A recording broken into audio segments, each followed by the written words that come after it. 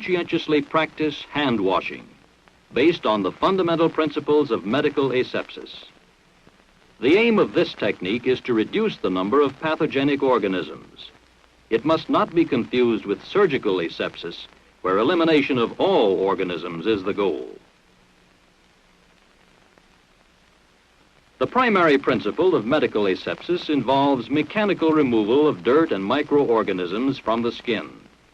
To carry out this principle in hand washing, certain essentials are required: running water,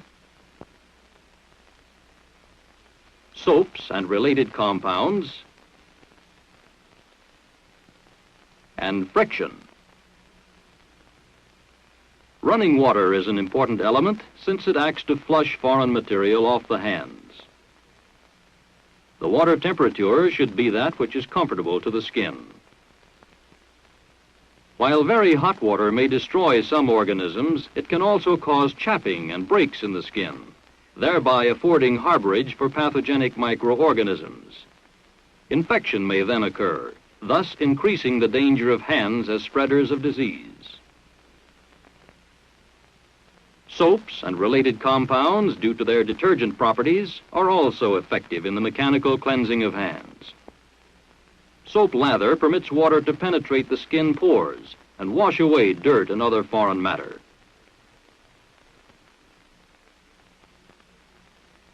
Friction is still another aid in mechanical removal of organisms and is produced by vigorously rubbing together the hands and fingers. Where frequent hand washing is necessary, brushes are not generally recommended, since they tend to injure and excoriate the skin.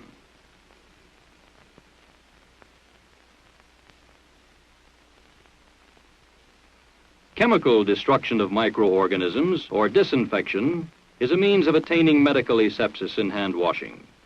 It must be borne in mind, however, that some chemicals will injure the hands. There are several soaps and detergents containing chemicals like hexachlorophene in specific strengths, which serve to inhibit the growth of bacteria without producing damage to the skin.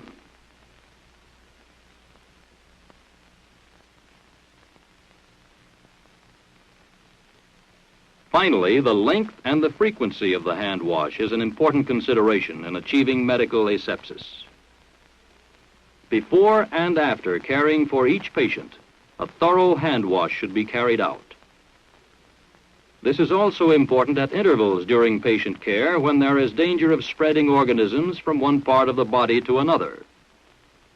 The length of the hand wash depends upon the degree of suspected hand contamination, the use of soap or detergent, and the vigor of friction applied. 1 to 2 minutes is generally recommended. The demonstration to follow involves a hand washing procedure that can be used primarily in hospitals equipped with foot-controlled water faucets and liquid soap dispensers. First, it is important that patient care personnel distinguish between the clean and the contaminated objects in the facility. In this procedure, we will consider the clean objects to be hand lotion, paper towels, foot-operated soap dispenser, and water faucet. They will be touched only with clean hands. The contaminated objects are the sink bowl and the used nail cleaning sticks. During the hand wash, the nurse should use body mechanics which will permit comfortable operation of the foot pedals and prevent her uniform from touching the contaminated sink. Her position should be such that the soap lather and rinse water will fall into the bowl and not on the floor. Before the hand wash, all jewelry except a plain wedding band should be removed from the hands and wrists. Fingernails should be well groomed, and nail polish should not be worn. These precautionary measures will eliminate additional harborage areas for microorganisms. The area to be washed should extend about 1 inch beyond the line of contamination. In this case, the mid-forearm. First, with the foot pedal, turn on the water and wet the hands thoroughly.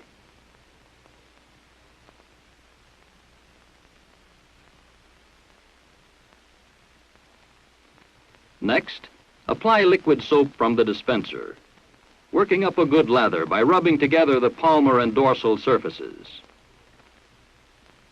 10 or more friction motions are suggested.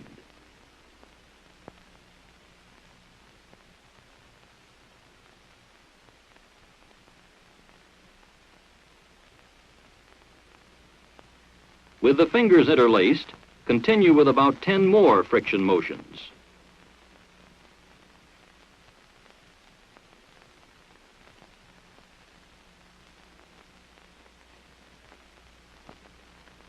After a repeat rubbing of the palmars, rinse the hands thoroughly, allowing the water to flow off the sides. Next, wet one forearm. And from the soap dispenser, apply liquid soap. Work up a lather employing a rotary friction motion.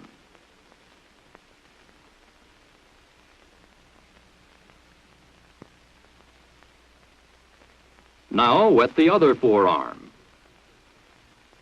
And repeat the lathering as before.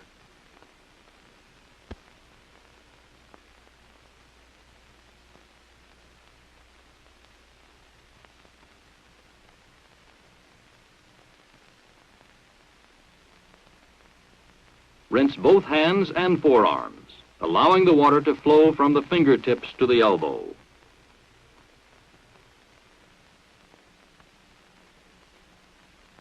Once again, soap the hands and work up another lather.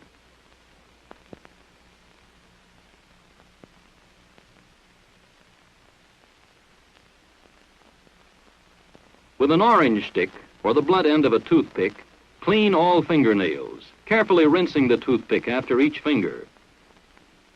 The blunt end is used since it lessens the possibility of injuring the soft tissues under the nails.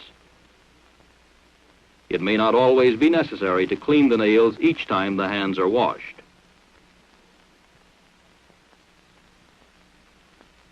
When finished, discard the toothpick and continue rubbing the hands with a friction motion.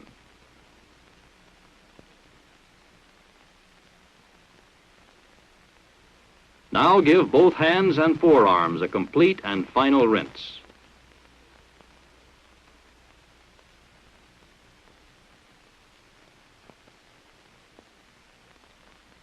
With a paper towel, dry both hands and one forearm from wrist to elbow, using a patting motion.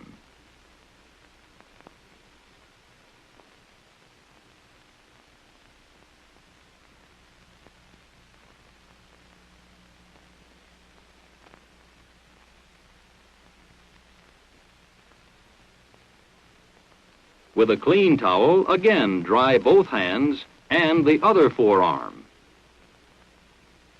Use additional towels as needed.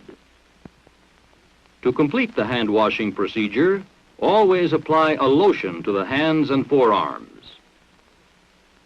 This helps keep the skin soft and free from chapping.